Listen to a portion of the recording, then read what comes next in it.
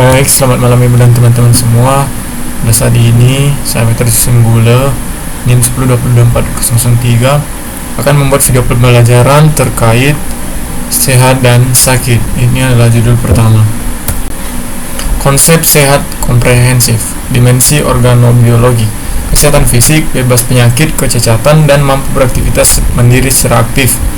Kemudian dimensi sosial, budaya, mampu beradaptasi, bersosialisasi, hidup berdampingan, serta mematuhi norma sosial. Dimensi psikologi, bebas gangguan emosional, pikiran negatif, dan mampu berpikir secara positif. Dimensi sehat WHO, kondisi secara fisik, mental, dan sosial, bukan hanya bebas penyakit ataupun kelemahan. Selanjutnya, ciri-ciri individu sehat: kesehatan optimal, fisik optimal, tidak merasakan sakit, tidak terlihat sakit, dan fungsi tubuh dalam batas normal. Selanjutnya, kesehatan mental stabil, pikiran jernih, emosi terkontrol, dan mampu mengekspresikan rasa syukur serta ibadah. Ciri tambahan sehat: tubuh segar, wajah berseri, produktif, berpikir logis, dan mandiri dalam aktivitas harian. Kesehatan sosial baik, mampu berhubungan, berpartisipasi dalam kelompok, tidak diskriminatif, dan saling menghargai. Baik, sekarang kita masuk pada kasus pertama. Rina berusia 20 tahun.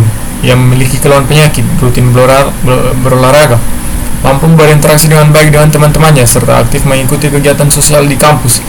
Berdasarkan definisi sehat menurut WHO, kondisi Rina menunjukkan bahwa sehat mencakup. Jawabannya adalah B, kesejahteraan fisik, mental, dan sosial. Pembahasan menurut WHO, sehat adalah keadaan sejahtera secara fisik, mental, dan sosial. Kasus kedua, Adi didiagnosis menderita hipertensi saat pemeriksaan kesehatan. Namun ia tetap merasa sehat karena tidak merasakan keluhan apapun dan masih dapat melakukan aktivitas sehari-hari seperti biasa. Berdasarkan konsep sehat dan sakit, kondisi Pak Adi menunjukkan bahwa jawabannya adalah C, seseorang dapat merasa sehat meskipun secara medis menderita penyakit.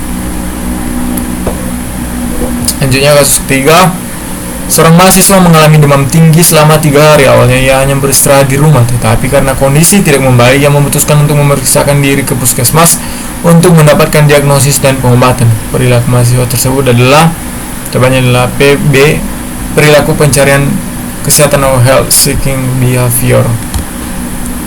Kemudian judul yang kedua itu pemberantasan pencegahan penyakit menular dan penyakit tidak menular.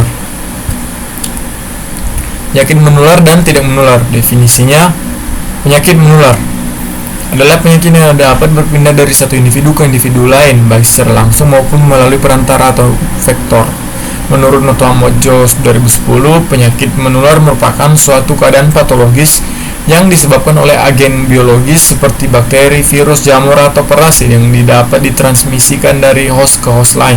Penyakit menular akan memiliki beberapa karakteristik utama, yaitu memiliki agen infeksi yang spesifik, dapat ditularkan dari orang ke orang atau melalui vektor, memiliki masa inkubasi tertentu, dan berpotensi menimbulkan wabah atau epidemi jika tidak segera dikendalikan. Contoh penyakit menular yang masih menjadi masalah kesehatan utama di Indonesia antara lain tuberkulosis, malaria, demam berdarah, HIV atau AIDS, hepatitis, influenza, COVID-19, dan kolera. Kemudian definisi penyakit tidak menular. Penyakit tidak menular atau NCD adalah penyakit yang tidak dapat ditularkan dari satu orang ke orang lain. PTM umumnya bersifat kronis, berkembang secara perlahan, dan merupakan hasil dari kombinasi faktor genetik, fisiologis, lingkungan, dan perilaku.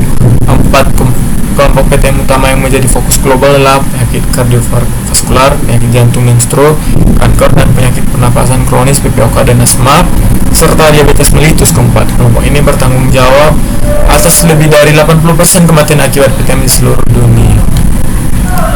Perbedaan penyakit menular dan tidak menular. Perbedaan mendasar antara penyakit menular dan tidak menular dapat dilihat dari beberapa aspek. Agen penyebab. Penyakit menular disebabkan oleh agen biologis, bakteri, virus, parasit, jamur, sedangkan PTM lebih dipengaruhi oleh faktor gaya hidup, genetik, dan lingkungan.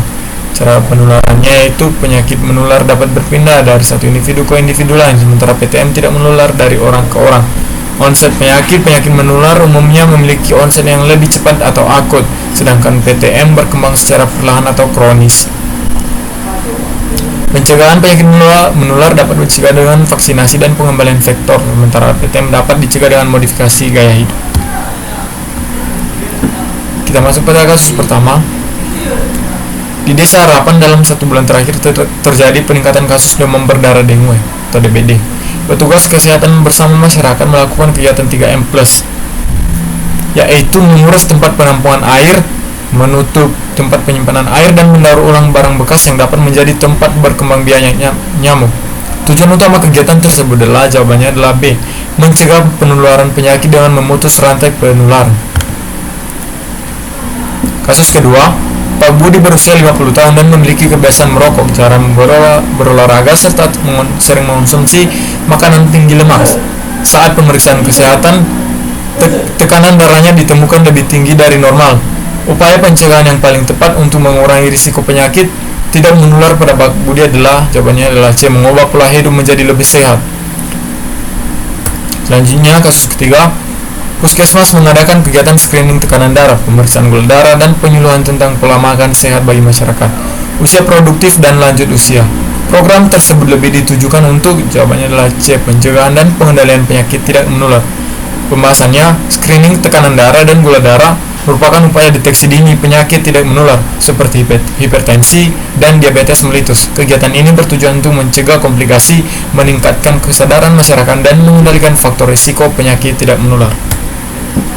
Baik, demikian video animasi pembelajaran yang saya buat. Saya Peter Dusun Gulya mengucapkan selamat menonton buat ibu dan teman-teman semua. Selamat malam dan terima kasih.